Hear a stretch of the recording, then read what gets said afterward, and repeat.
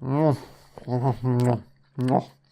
man, this is so good. I can't believe Pony's even made this stuff. Oh, it's like love equivalent in foods. Alright, I had to do something here. Hold on, just one more, okay? Ah, that almost hit the spot. So, on to the business. Episode opens up with Fluttershy feeding animals, including Angel, who's being a brat, but that's nothing new, really. Still, our animal-loving pony notices a cloud of smoke and, thinking it's the world's end, attempts to warn everyone, but much like that bum on the street corner yelling about "Chemicals in our water makes frogs gay!" So everyone ignores her. As a little aside, here we see Lyra sitting. This single appearance made fans think that she's obsessed with those hairless apes. There's even a song about it. Antro something was the name of it, I think. A good piece, I do admit. But anyways, moments later, Twilight comes along and, unlike our Alex Pones over there, actually speaks with some authority, so everyone listens in. Listen up! Smoke is spreading over all of Equestria. But don't worry, I've just received a letter from Princess Celestia informing me that it is not coming from a fire. It's coming from a dragon. Dragon, eh? Wonderful, I can't wait. So as Twilight dumps some more exposition from our princess exposition, we learn that our little bunch has to go and solve the issue. And with that we get a pretty neat little AT montage. Let's go! Let's not? Looks pretty cold up there. You bet it is. The higher you go, the chillier it gets. Oh, there's another random educational fact. Neat. Princess Celestia has given us this mission, and we must not fail. If we do, Equestria will be covered in smoke for the next 100 years. Wait, what? I think I had something for this. Alright, here. You're kidding. You're kidding, right? So let me get this straight. Your all-powerful, all-knowing false god is ordering a group of herbivores to convince a huge predator to leave? It'd be like sending a bunch of eclairs to convince me not to devour them. Best of all, those are special, magical eclairs that can wield the elements of deliciousness. What did I just say? My mind skipped a bit. Even if they were not element wielders, what would make you think that this group is able to be diplomatic enough to accomplish this task? Frankly, only Rarity has proper skills in dealing with people. Others are just asocial manure factories. But no, if False God says, you must obey. Are you sure you want Fluttershy to come along? I mean, that pony's afraid of her own shadow. She's just gonna slow us down. Oh, she's just a little nervous. Here we have Dash, constantly questioning if Flutter should come. Another thing that makes her the element of honesty more than AJ. Also, I love to see Dash acting this way, because even this early in the season, I think writers already knew that Dash and Flutters knew each other from their childhood. So I like to think that Dash knows Flutter's weaknesses more than anyone else, and so knows that pushing her won't yield any good results in this endeavor. I also like to think that Dash at this point in time is the closest friend Flutters has, but that's just my interpretation. Hi. Well, it is a mountain. I'm gonna fly up there and check it out. Hold on now. I think we should all go up together. Again, a wonderful interaction from the best duo, but I agree with Dash in this episode the most. You could just, I don't know, fly up here? Oddly, I can sympathize. Immense fear can even paralyze someone.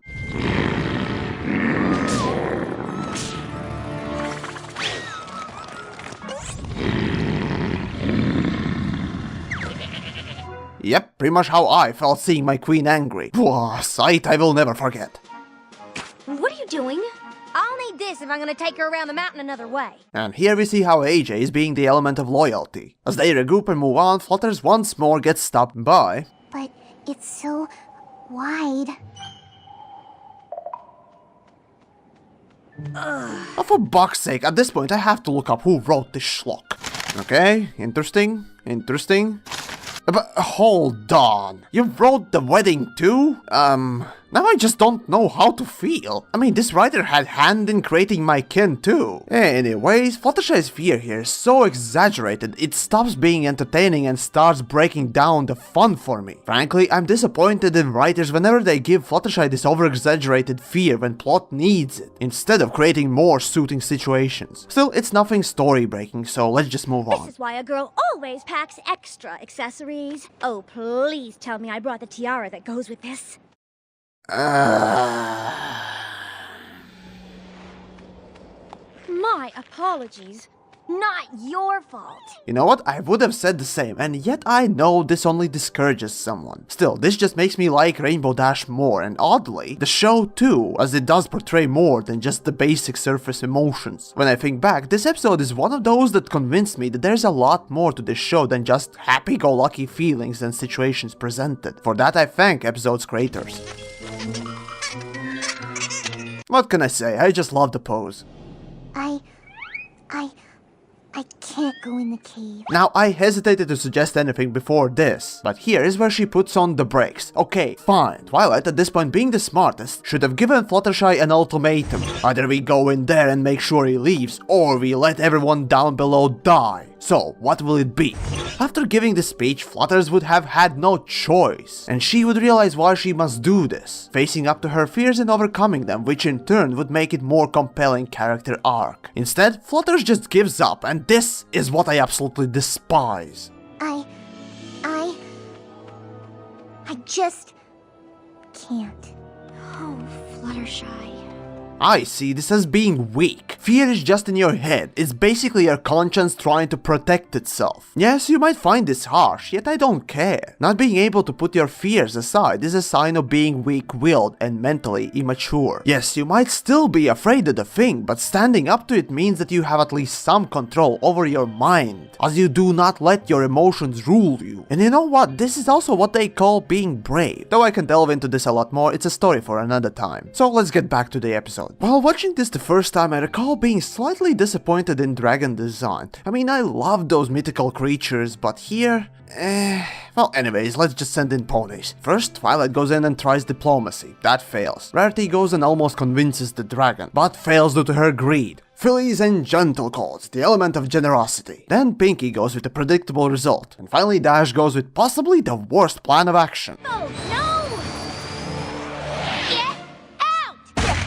What if this was the Dragon Lord, or someone high up in the hierarchy? With this one move, he would start a war. A war that bunch of eclairs are trying to fight against likes of me. And the result there is also predictable.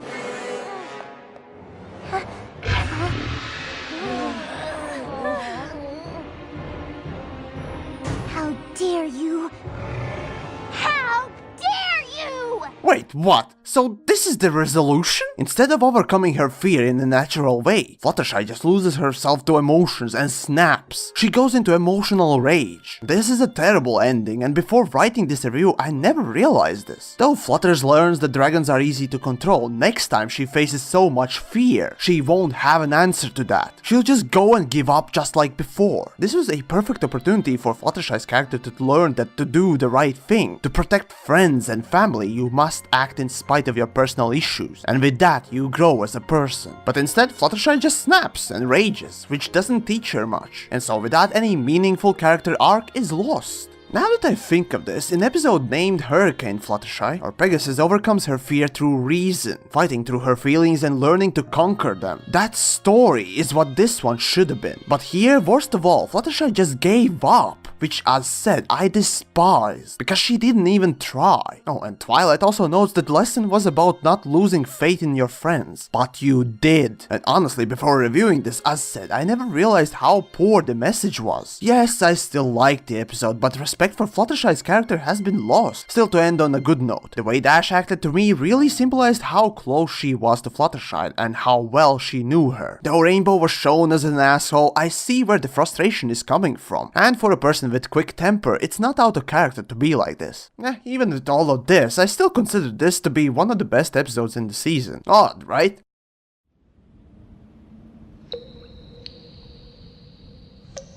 Oh man, this is probably the most delicious recording I've had thus far.